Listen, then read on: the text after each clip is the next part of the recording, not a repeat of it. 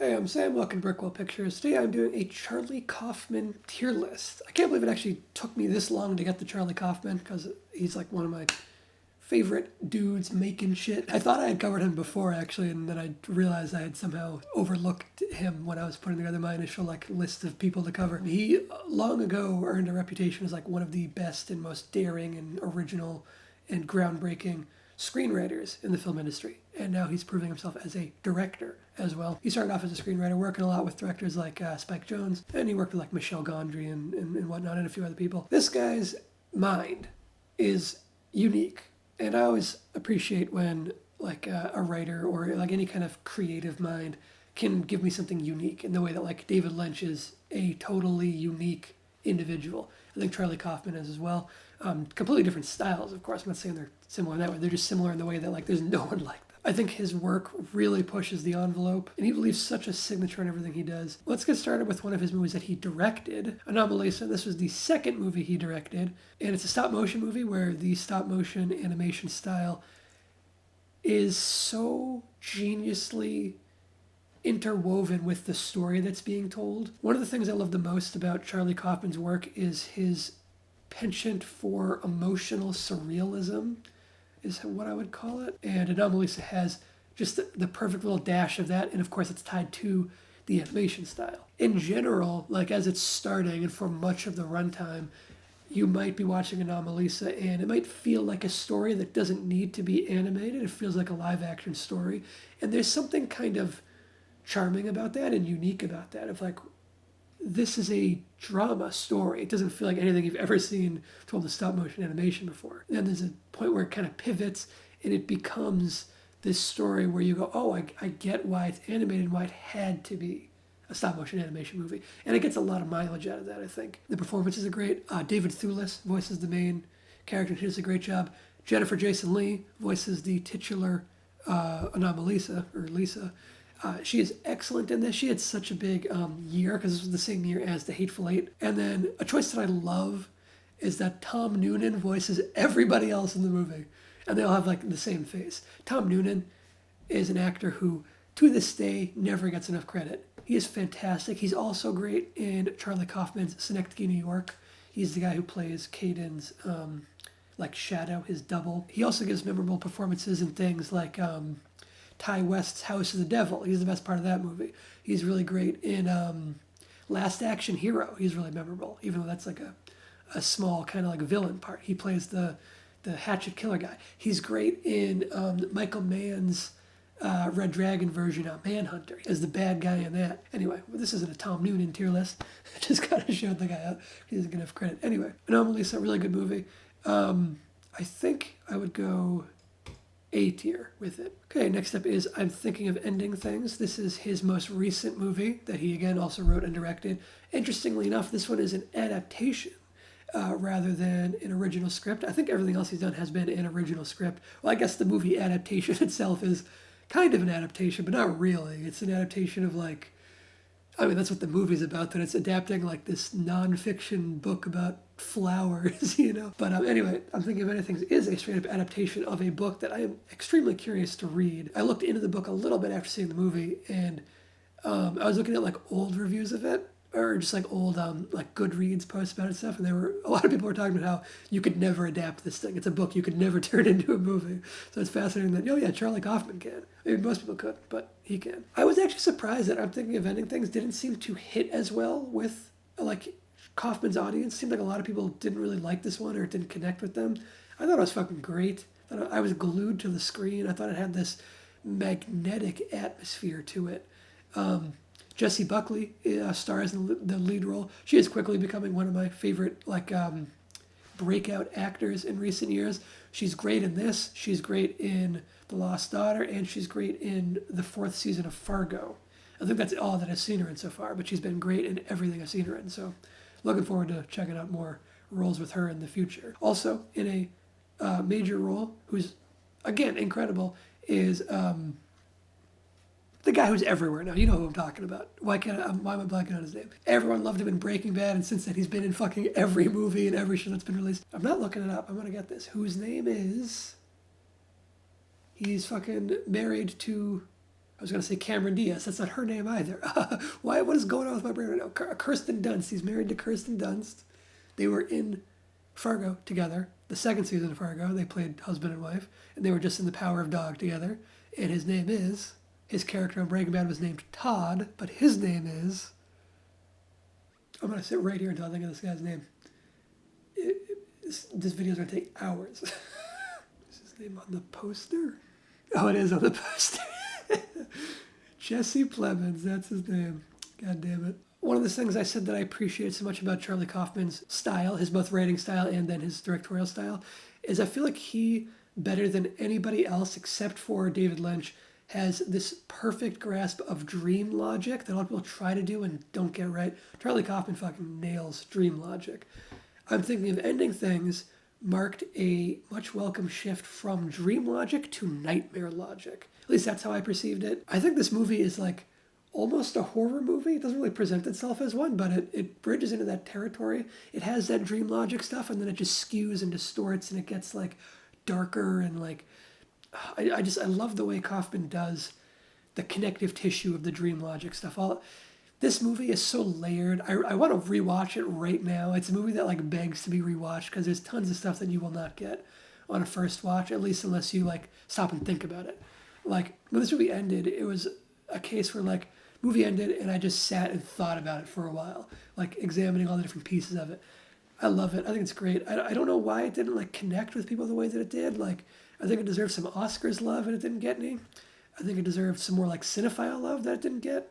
I think it's a great movie. I think it's another A-tier movie. Next up is a TV show that I would bet a lot of people don't even know Charlie Kaufman had anything to do with. It's the Dana Carvey Show. This is one of the first things he did, like back before he made Being John Malkovich even. The Dana Carvey Show is a short-lived sketch comedy show that starred Dana Carvey, of course, from SNL. And the thing with the Dana Carvey Show, it was super short-lived. It got canceled almost immediately. Like it didn't even have a full first season. I think it only got like 6 episodes or something, and they pulled the plug on it. But it is like a big cult favorite in like the comedy community. You can find all kinds of like comedians on podcasts talking about how great the Dana Carvey Show was and how ahead of its time it was and how much it's unfortunate they got canceled immediately or whatever. And it was kind of doomed from the outset based on like the first sketch that they decided to put at the very front of the show. Probably a miscalculation. I think the show premiered right after some big something. I think it was like on right after, I don't remember, some popular sitcom, or maybe it was on right after the Super Bowl or something like that. And the first episode had like tons and tons of viewers. And then it started to open with a sketch where Dana Carvey as Bill Clinton breastfeeds a cat with like 6 milky nipples or whatever. It's like they immediately shot themselves in the foot with that being their opening sketch. It's too weird for the general public, which is like the time slot that they were in. That's why I got canceled immediately. But this show was such a gathering of talent. Like you have Dana Carvey, he's the headline, of course, but you had a lot of people who like hadn't hit their strides yet. Like Steve Carell was involved, Stephen Colbert was involved, Charlie Kaufman was involved, of course. I think Louis C.K. was in it. I think Bob Odenkirk was involved as well. And you have Greg Daniels, who's a big name in the comedy world. Same with Robert Smigel, huge figure in the comedy world. Incredible gathering of people that it didn't really work out.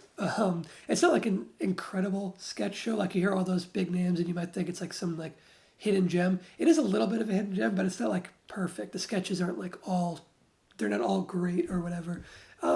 It's worth checking out if you're a fan of those people. I'd say C tier probably. And it's the kind of thing where like if it had continued, it probably would have evolved into something great. Eternal Sunshine of the Spotless Mind. This is like a much beloved movie by many people. I see it pop up on like as people's like number one favorite movie a lot. It's not my favorite movie. It's not my favorite movie of Kaufman's either, but it is an excellent piece of work, and I can see why it would be people's favorite movie. It has the type of story and characters and presentation that if it connects with you, it's going to like really connect with you. It's one that I want to rewatch because I think it might hit me more on a rewatch. It's a great story. It's got one of Jim Carrey's best performances. It's a great dramatic performance from him. There's still funny stuff in the movie though, but it's a good dramatic performance. The direction is really solid, especially when it gets into the surreal stuff.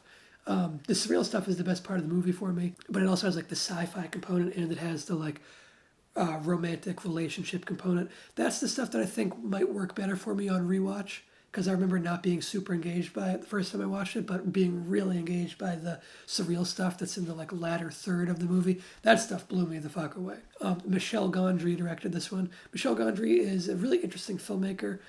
Started out in like lots of music videos and whatnot. Kaufman worked with Michel Gondry again on another movie that is like really hard to find. I think for me, I probably enjoy it about a B.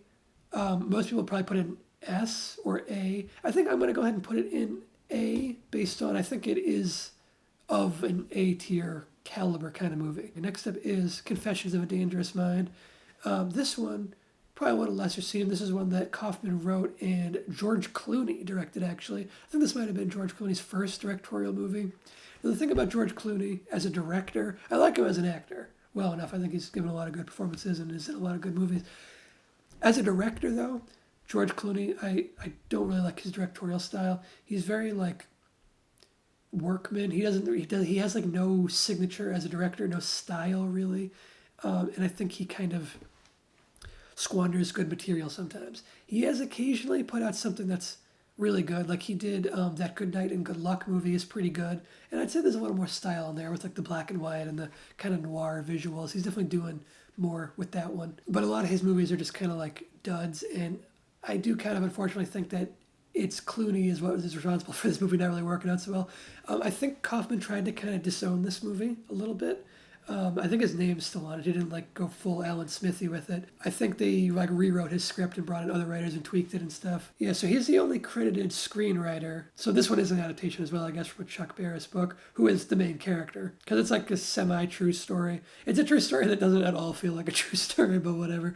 I guess it theoretically is. I don't know. I think it's all bogus. I think it's like made up, but whatever. He's only credited screenwriter, but I'm pretty sure they rewrote the script, or at least like did like uncredited rewrites on it. I think it also might have been like a writer for hire situation with Charlie Kaufman rather than like one of his passion projects, which a lot of his other movies are. It has an interesting premise, and Sam Rockwell's in the lead role, who is an actor I love. I'm gonna be doing a tier list for him eventually. He's a great actor. It's an interesting character, interesting premise. It just doesn't work. It doesn't work for me. I think actually a lot of people like it. I think it has a pretty high rating in general.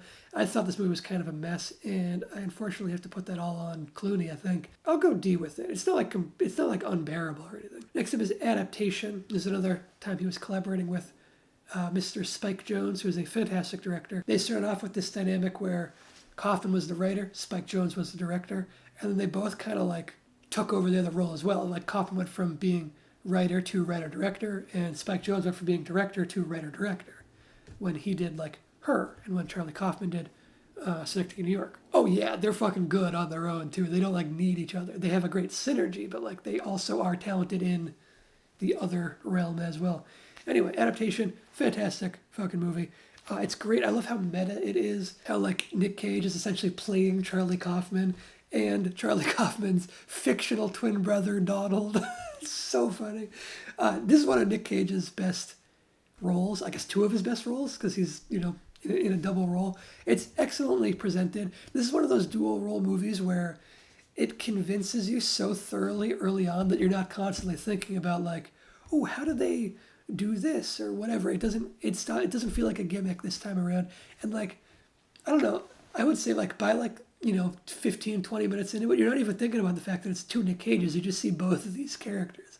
Really well done. It's fucking hilarious and extremely dramatic in the right areas. I love that Brian Cox is playing Robert McKee, who is a name that will mean like nothing to you unless you are a screenwriter.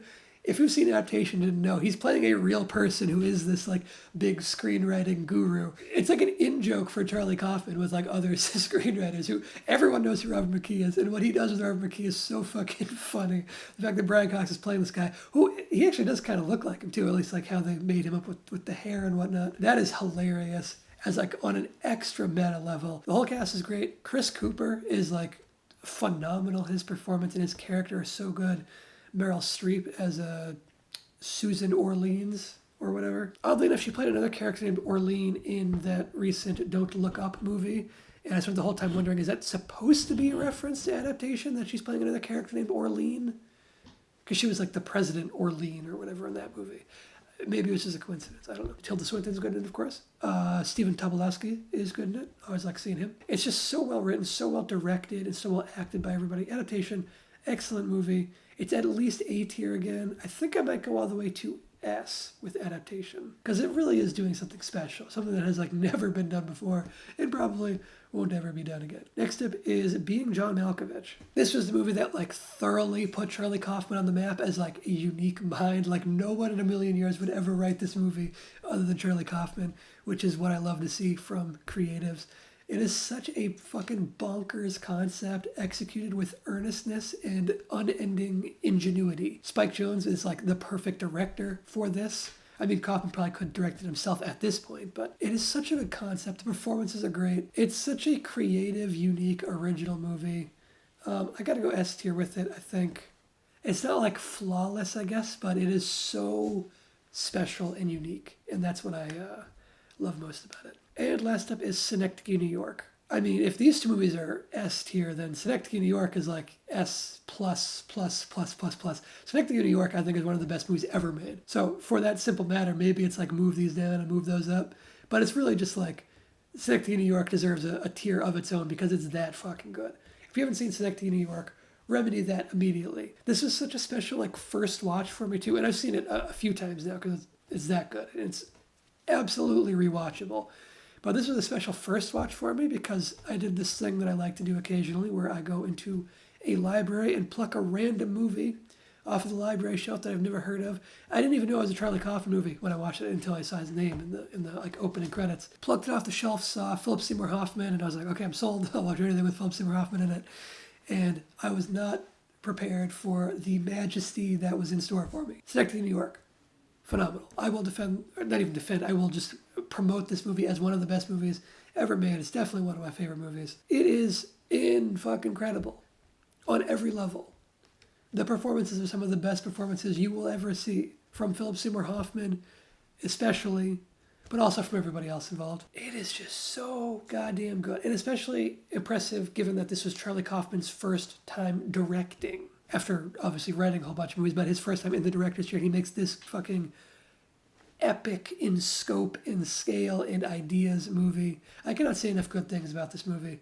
I could just gush about it forever. I could talk about this movie for hours, and I think this video is long enough. It's great. If you haven't seen Synecdoche, New York, go watch it immediately, and then rewatch it, and then I'll rewatch it, and then you rewatch it again, and then I'll rewatch it again. Anyway, that's where I rank Charlie Kaufman's movies. Obviously, it's a fucking stacked filmography. Basically any movie where it's like his signature on it is up at the very fucking tippy top.